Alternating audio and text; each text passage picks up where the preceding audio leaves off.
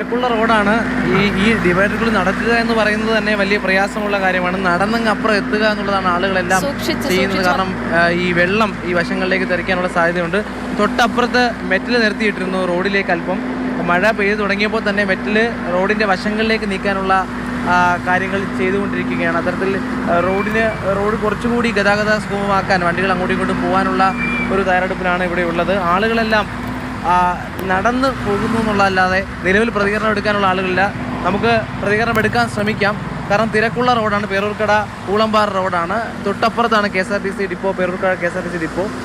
ഈ റോഡിൽ ഇത്രമാത്രം വെള്ളം താഴേക്ക് ഇങ്ങനെ ഒലിച്ചു പോവുകയാണ്. ഇതുവരെ ഒഴിഞ്ഞിരുന്ന മഴ ഇപ്പോൾ ശക്തമായി തിരുവനന്തപുരത്ത് പെയ്യുകയാണ്. അത് ഒരു 15 മിനിറ്റോളമായി ശക്തമായ മഴയാണ് അത് തുടരുന്നത്. ഈ കാണുന്ന വെള്ളമെല്ലാം ഓടയിലേക്കും മറ്റ് താഴ്ന്ന പ്രദേശങ്ങളിലേക്കും പോവുകയാണ്. ഇത് തന്നെയാണ് നമ്മൾ ഇന്നലെ കണ്ടത്. താഴ്ന്ന പ്രദേശങ്ങളിൽ വെള്ളം നിറയുന്നത് ഇത്തരത്തിൽ അതിശക്തമായ മഴയിലുണ്ടാകുന്ന വെള്ളം താഴെ. റോഡ് പണിക്കായി കൊണ്ടിട്ട മെറ്റലായിരിക്കുമല്ലോ അല്ലേ? അത് മഴയത്ത് ഒഴുകി പോകുന്നുണ്ടോ വെള്ളത്തില്? ഇല്ലില്ല, മെറ്റൽ ഒഴുകി പോകുന്നില്ല. മെറ്റൽ ഈ പറഞ്ഞതുപോലെ അറ്റകുറ്റപ്പണികൾക്കായി നിർത്തിയിരുന്ന മെറ്റലാണ്. നോക്കൂ, ഈ മെറ്റൽ നിർത്തിയപ്പോൾ തന്നെ റോഡിൻ്റെ വീതി അല്പം കുറഞ്ഞിരുന്നു. കാരണം വണ്ടികൾ നിന്ന് വേണം അവിടെ പോകാൻ. അപ്പോൾ മഴ പെയ്തപ്പോൾ തന്നെ അത് നീക്കം ചെയ്യാനുള്ള ആളുകളെത്തി അത് നീക്കം ചെയ്യുകയാണെങ്കിൽ പോലും ഈ പ്രദേശത്ത് വണ്ടികൾ കടന്നു പോകുന്നതിൽ അല്പം പ്രയാസമുണ്ട്. ആളുകൾ ഒതുങ്ങി നിൽക്കുന്നുണ്ട്. ചേട്ടാ, പ്രയാസമാണോ മഴ? നല്ല മഴയാടാ, നല്ല മഴയാണ്. ഇവിടെ വെള്ളം കിട്ടുമോ ഇവിടെ ഈ റോഡിൽ പൊതുവിൽ? എനിക്ക് അധികം അറിയില്ല. ഞാൻ ഇവിടെ അല്ല, ഞാൻ നെടുമങ്ങാട്. എനിക്ക് ഇവിടുത്തെ സിസ്റ്റം അധികം അറിയില്ല. ഇല്ല, ഇവിടെ എങ്ങനെ ഉണ്ട് ഇപ്പം? വണ്ടി വന്നതാണോ അതോ വണ്ടി അപ്പുറത്തിരിക്കുക? വണ്ടി എടുക്കാൻ പോവാണ്. നല്ല വെള്ളമാണ്. സൈഡിൽ കൂടെ അതെ, വണ്ടി അടുപ്പിച്ച് ഇറക്കുന്നുണ്ട്. അതെ, അത്തരത്തില് ഇവിടെയുള്ള പ്രദേശങ്ങളിലെ വീടെല്ലാം ഉള്ളിലേക്കാണ്. അവരാരും പുറത്തിറങ്ങിയിട്ടില്ല. ഇതുവഴി കടന്നു പോകുന്ന ആളുകളെയാണ് നമുക്ക് കാണാൻ കഴിയുന്നത്. അത്തരത്തിൽ ഇപ്പോൾ വണ്ടി എടുക്കാൻ പോകുന്ന ഒരാളെയാണ് കണ്ടത്. അത്തരത്തിൽ ഇവിടെ വെള്ളക്കെട്ട് ഉണ്ടാകുമ്പോൾ തന്നെ വശങ്ങളിലൂടെ നടക്കുന്നത് പോലും ദുസ്സഹമാണ്. കാരണം വെള്ളം തെറിച്ച് പുറത്തേക്ക് വീഴാനുള്ള സാധ്യതയുണ്ട്. ചേട്ടാ, ഇവിടെയുള്ളതാണോ? ഞാനിവിടെ ഉള്ളതാണ്. ഇത് ഭയങ്കരമായ ബുദ്ധിമുട്ടല്ലേ? കാരണം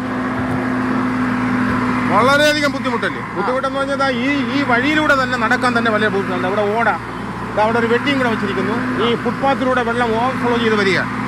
വളരെ ബുദ്ധിമുട്ട്. ഇത്രയും കാരണം ഒരു ബസ്സിന് ടു ആൻഡ് ഫ്രോ അങ്ങോട്ടും ഇങ്ങോട്ടും പോകാൻ ഇഷ്ടംപോലെ ഓരോ 5 മിനിറ്റിലും ധാരാളം ബസ്സുകളും കാറും എല്ലാം ഇങ്ങനെ പൊയ്ക്കൊണ്ടിരിക്കുമ്പോൾ ഒരു ഭാഗം ഇങ്ങനെ ഈ കോരിച്ച് വെച്ചിരുന്ന മഴ.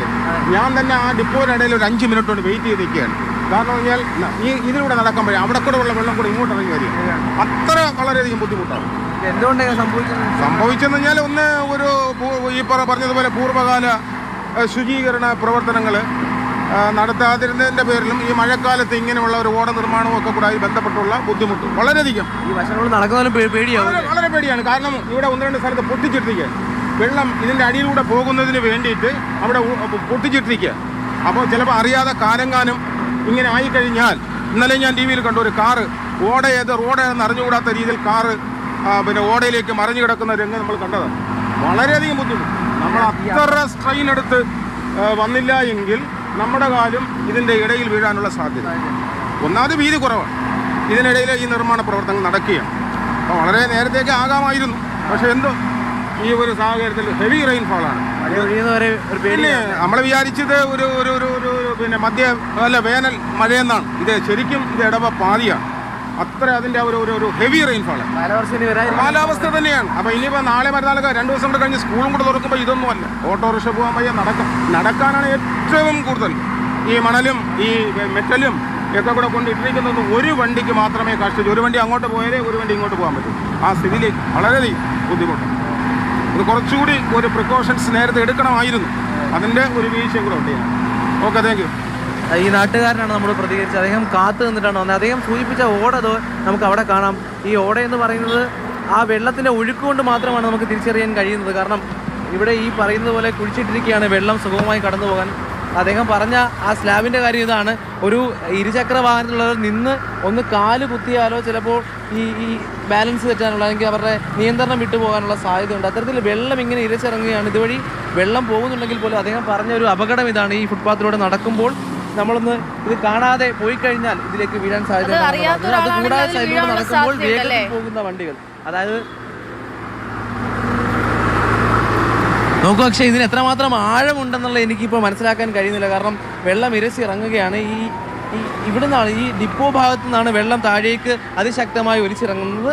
ഓടയിലേക്ക് വെള്ളം പോകുന്നുമുണ്ട്. എങ്കിലും ഇത് വളരെ വേഗത്തിൽ വരുന്നൊരു വാഹനത്തിനോ അല്ലെങ്കിൽ നടന്നു പോകുന്ന ഒരാൾക്കോ പെട്ടെന്ന് കാണാൻ കഴിയില്ല. പെട്ടെന്നൊരു വാഹനം വരുമ്പോൾ അത് ഒതുങ്ങാൻ ശ്രമിച്ചാൽ കാൽ ഇതിലേക്ക് വീഴുമെന്നുള്ളത് തന്നെയാണ്. അത് തന്നെയാണ് നാട്ടുകാരൻ സൂചിപ്പിച്ചത്. നാട്ടുകാരനാണ് ഈ കാര്യവും നമ്മളോട് പറഞ്ഞത്. അത്തരത്തിൽ അപ്പുറത്തെ ഓടകൾ നിർമ്മാണത്തിലായതുകൊണ്ട് തന്നെ തുറന്നിട്ടിരിക്കുകയാണ്. അത് വളരെ വ്യക്തമായി കാണാം. പക്ഷേ ഇത്തരത്തിലുള്ള ചെറിയ കുഴികൾ, ചെറിയ ദ്വാരങ്ങൾ നമുക്ക് കാണാൻ കഴിയില്ല എന്നുള്ളതാണ്. അവിടെ വണ്ടി, ഏറ്റവും പ്രധാനമായിട്ട് ഇരുചക്ര വാഹനങ്ങളിൽ വരുന്നവർ ഇവിടെ നിർത്തുകയോ അല്ലെങ്കിൽ കുഴിയിലേക്ക് ഇറങ്ങുകയോ ചെയ്താൽ നിയന്ത്രണം വിട്ടുപോകുമെന്നുള്ളത് തന്നെയാണ്.